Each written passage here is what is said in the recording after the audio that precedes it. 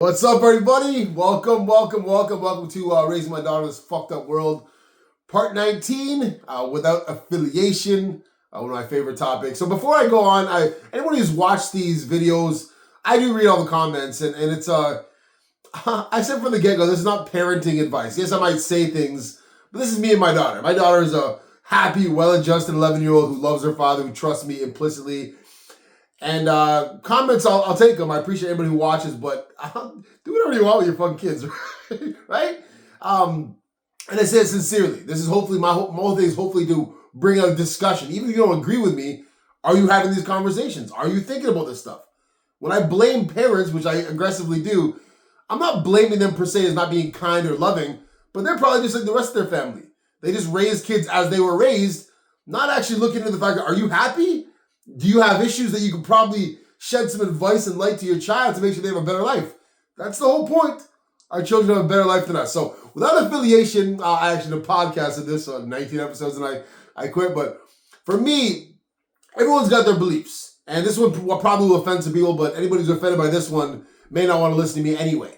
I don't believe, truly, that you can be happy in life and free, of course, if you allow yourself to be systematically brought into affiliation.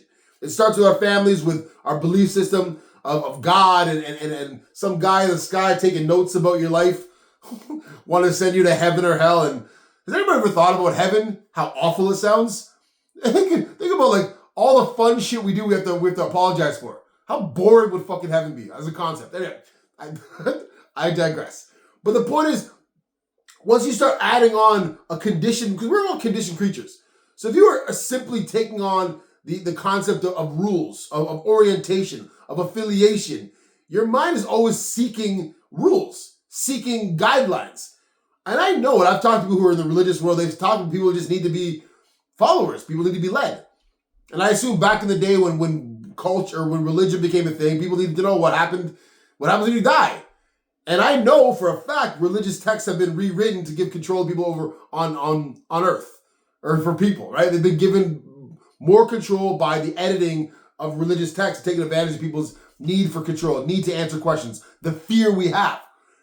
And then it comes to politics. There's people who are so political. I am fucking convinced they can have their political leader fucking skin a cat on TV and they'll still vote for him. I like his style. I like the way he uses that knife.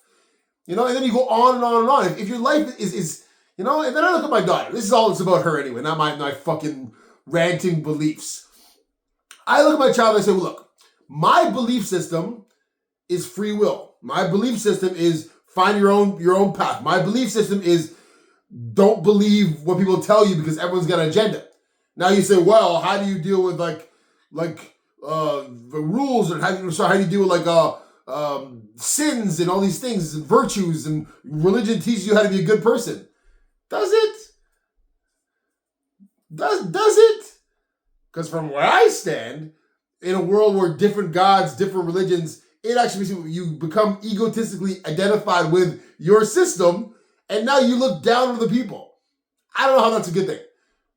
I surmise that most people would, I think, we all have a conscience. Either you're going to be a good people person or not. People with religion will utilize their religion to justify heinous shit. Oh, it's in the name of Allah, or the name of this, or the name of that. Fuck off. And I mean that with respect. I don't mean that with, like I said, I have family who believes. I'm not looking to be an asshole. I'm talking about my child. So when I talk to my beautiful child, I'm like, look, do you think this stuff will make your life better? Because I heard people say, whoa, she's 18 years old, she can decide for herself. I think her mom said that when we were kids. I'm like, fuck that. Fuck. If I'm going to condition my daughter or brainwash my daughter for anything, it's going to be figure it out on your own. Figure out how to be a good person on your own. Don't let somebody tell you how to live. Because on top of that stuff, you ever talk to religious people how guilty they feel when they don't do some shit? Like, what guilt? So you do everything right, but still you feel you're not enough? Come on, man. So that whole idea of rules and affiliation, you're looking for someone to tell you how to live, right? And if you think about it on just an objective level, do you want someone to tell your kid how to live?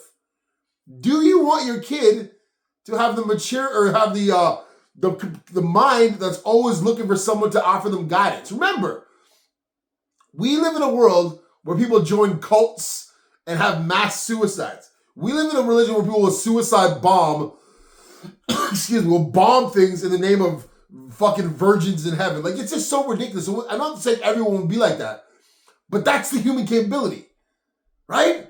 So why wouldn't we use that same ability to condition our minds to condition freedom? Like, I look at my daughter, and again, whoever the fuck loves her, I am obsessed with my child.